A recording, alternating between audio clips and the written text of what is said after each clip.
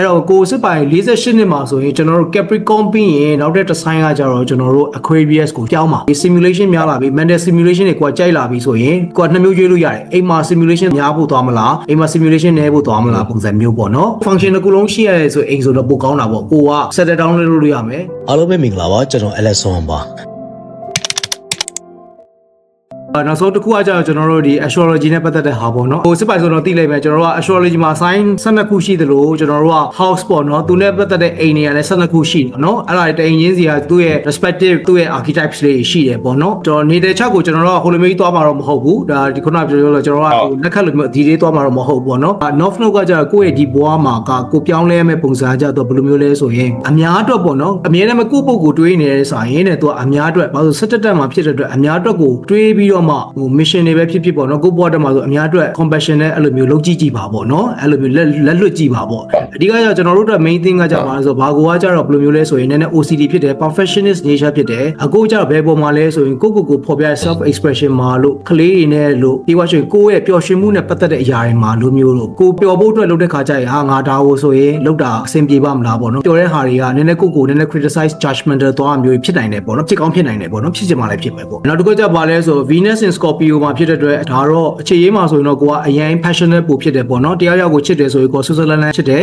အဲ့အတွက်ညီမတို့အဆင်ပြေတယ်တော်တန်တော့သူပြောင်းမှာမဟုတ်ဘူးအဲ့ Scorpio ကခုနှစ်တက်မှာဒါပေမဲ့ခုနှစ်တက်မှာဖြစ်တဲ့သူအရင် jealous တော့ဖြစ်လိမ့်မယ်အရင် possessive တော့ဖြစ်တယ်ဖြစ်ကောင်းဖြစ်နိုင်လိမ့်မယ်အစောပိုင်း relationship မှာဆိုပိုတိတာလိုက်မယ်ပေါ့သူ Capricorn energy ရှိတဲ့သူအရင်တော့မဆိုးဘူးတကယ် Scorpio တွေကပိုဆိုးတယ်ကျွန်တော်တို့က IC line ဆိုတာကျွန်တော်အိမ်ကိုခေါ်တာပေါ့နော်အိမ်တို့မိသားစုတို့ root တို့ MC line ဆိုတာကျွန်တော်တို့ public sphere နော် public sphere မှာ Capricorn ပြရဲဆိုပေမဲ့အိမ်မှာကြောက် cancer နော်အဲ့အိမ်မှာကြောက်ကိုယ့်ရဲ့မိသားစုအရင် protective ဖြစ်တယ်ကိုယ့်ရဲ့ဒီ immediate family ကိုအရင် protective ဖြစ်တယ်အရင် caring ဖြစ်တယ်ကိုယ့်မိသားစုတို့ဆိုကိုအရင်လုပ်ပေးချင်တယ်အဲ့လိုမျိုးပေါ့နော်အလုပ်ပိုင်းဆိုင်ရာမှာသာကိုကနေပြီးတော့ဟိုစနစ်ကြီးနဲ့သွားရဲဆိုပေမဲ့အိမ်မှာတော့ကိုက caring ဖြစ်တယ်ပေါ့နော် caring ဖြစ်တဲ့ projection ပါတယ်ပေါ့အခုတော့ကကြတော့အဓိကကြတော့အိမ်ကကြတော့ကိုယ့်ရဲ့ nervous system ကို stabilize လုပ်ရမယ်နောက်တစ်ခုကြပါလို့ဆို emotional equilibrium ပေါ့နော်ဘာလို့ဆိုတော့ကိုယ့်ရဲ့ moon က liberal ဖြစ်တဲ့ခုနကကျွန်တော်ပြောတဲ့အမြဲတမ်းပဲချိန်ဆပေးနေရတဲ့ role မှာအိမ်ရောက်တဲ့ခါကျရင်နည်းနည်းပို့ပြီးတော့ harmony ဖြစ်ရမှာပေါ့အရင်နေအိမ်မှာပါ emotionally ကအရင်လှုပ်နေလို့အဆင်မပြေဘူးပေါ့နော်ပြီးရင်ဘာဖြစ်လဲဆိုတော့ liberal moon ကကြတော့အလှတရားအရင်ကြိုက်တယ်အလှတရားခံစားတတ်တယ်အလှကြတော့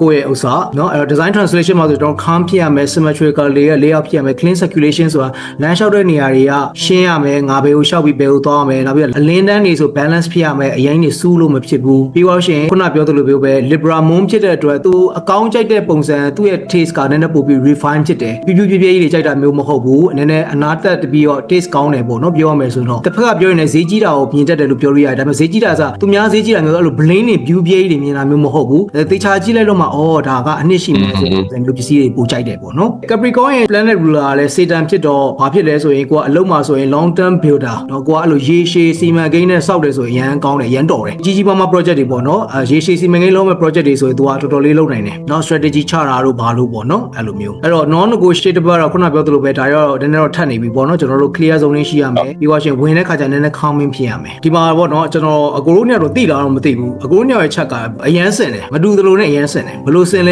ဲဆိုတော့ဒီမှာ ascendant ကအကိုရဲ့ ascendant က Aries မှာအကိုရဲ့ descendant က Libra မှာ descendant Libra ဆိုတာကိုနဲ့ကြိုက်တဲ့ partner တွေအလုပ်ပဲဖြစ်ဖြစ် marriage ပဲဖြစ်ဖြစ် friendship ပဲဖြစ်ဖြစ်ဘယ်လိုလူမျိုးတွေကိုနဲ့ကြိုက်လဲဆို Libra အားရှိတဲ့လူတွေကကိုနဲ့ကြိုက်တယ် Libra အားရှိတဲ့လူဆိုဘယ်လိုမျိုးလဲဆိုအလားတရားကြိုက်တတ်တယ်ဟိုမြတ်မြတ်တတွေးခေါ်တတ်တယ်သူအတွက်ကိုအတွက်နှစ်ဖက်ကြည့်တတ်တယ် diplomatic ဖြစ်တယ်ပေါ့နော်အဲ့လိုမျိုးလူတွေကကိုနဲ့တွဲလို့ရတယ်ပြီးအကိုရဲ့ MC ကလည်း Capricorn မှာနော်အကိုရဲ့အလုပ်ကလည်း Capricorn မှာအကိုရဲ့အိမ်ကလည်း Cancer မှာပြီးတော့ရှင်မှာညီ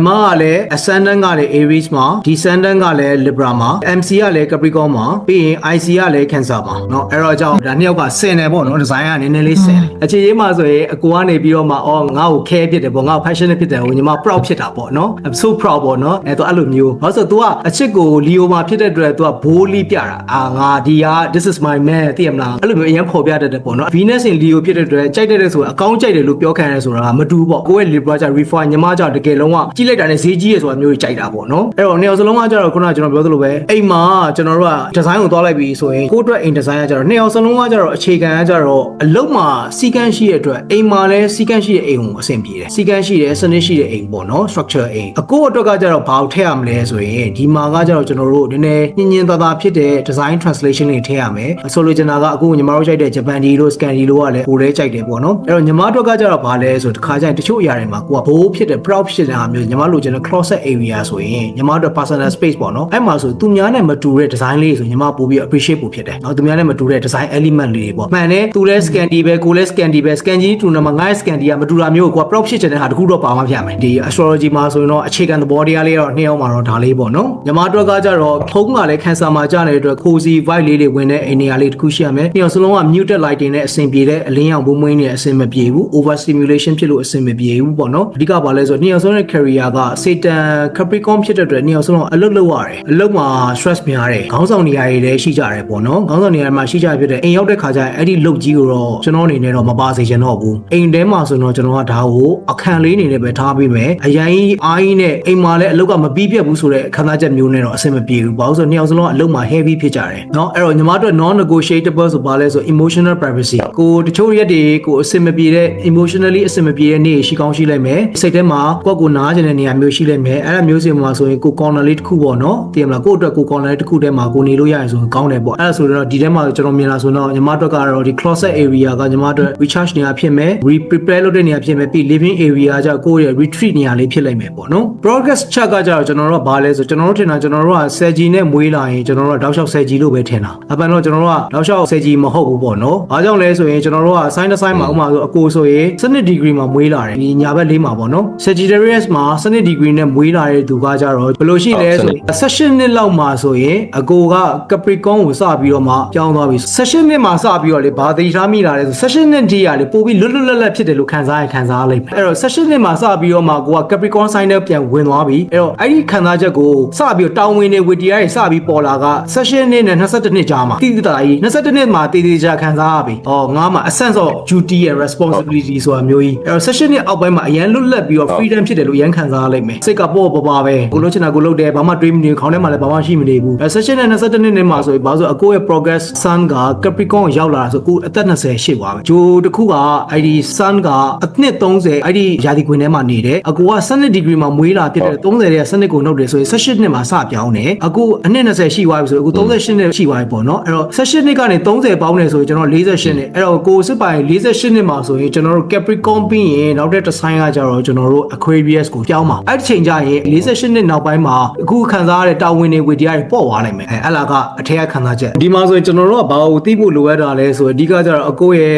sun ကစက်ကြီးမဟုတ်တော့ဘဲနဲ့ Capricorn ရောက်နေတာပေါ့နော်ဆိုရင်တော့သေချာတာကတော့ဒီအိမ်ကိုပြင်းတဲ့ပုံစံပဲဖြစ်ဖြစ်အကိုအိမ်ဆောက်တဲ့ခါပဲဖြစ်ဖြစ်အဲ့လိုဆိုစနစ်တကျလေးရှိဖို့အတွက်အကိုအတွက်လိုအပ်တယ်ပေါ့နော်အဲ့လာရင်နောက်တစ်ခုကျပါလဲဆိုတော့ကိုကအပြင်မှာ Gemini ဖြစ်တဲ့အတွက်အရန်နေစကားတွေပြောလာပြီ simulation များလာပြီ mental simulation တွေကိုကြိုက်လာပြီဆိုရင်ကိုကနှစ်မျိုးရွေးလို့ရတယ်အိမ်မှာ simulation များဖို့သွားမလားအိမ်မှာ simulation နည်းဖို့သွားမလားပုံစံမျိုးပေါ့နော်အဲ့ဒါဆိုအိမ်မှာဆိုရင် reset နည်းနည်းလေးလုပ်ချလိုက်တာပေါ့ဒါပေမဲ့ခုနကကျွန်တော်နည်းနည်းချိတ်ပြီးပြောရမယ်ဆိုရင်အကိုရဲ့ body graph မှာဆိုရင်အကိုကသူများနဲ့စကားပြောတဲ့အချိန်မှာနည်းနည်းပို့ပြီးတော့ energy ပို့ပြည့်ရမျိုးရှိတတ်တယ်တင်မလားစကားလေးပြောလိုက်တဲ့အချိန်ကျရင်လေအဲ့လိုမျိုးလေးလည်းရှိတယ်ပေါ့ function တစ်ခုလုံးရှိရဆိုအိမ်ဆိုတော့ပိုကောင်းတာပေါ့ကိုက settle down လုပ်လို့ရမယ်ကိုခင်တဲ့လူနဲ့ပဲကိုစကားပြောတဲ့အချိန်ကျရင်လေဒါကို supporting environment နဲ့ဖြစ်ရမယ်ပေါ့နော်ညီမအတွက်မှာဆိုရင်အခုညီမက cancer မှာ12နှစ်ဆိုရင် cancer ကနေ leo စပြီးပြောင်းသွားတာကိုနဲ့တူတူပဲ18နှစ်လောက်မှာဘာတွေပြောင်းလာမလဲဆိုရင်ရုပ်တရက် color တွေကိုထင်းထင်းနေဝစ်ချင်တာမျိုးတွေနဲ့နည်းနည်းစပြီးသိထားမိရင်ဒီလားမျိုးပဲသူများကိုမြင်စေမဲ့အယောင်တွေပေါ့နော်မြင်စေမဲ့ fashion လို့မြင်စေမဲ့အယောင်လို့ကိုကစကားပြောတာကျဲလာပဲဖြစ်ဖြစ်ပေါ့နော်ကိုနေရာကိုယူတက်လာပဲဖြစ်ဖြစ်အဲ့လို leo expression က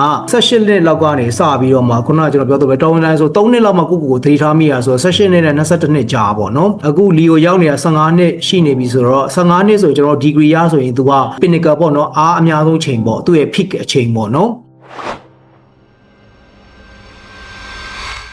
အားလုံးပဲမင်္ဂလာပါကျွန်တော် Alexon ပါ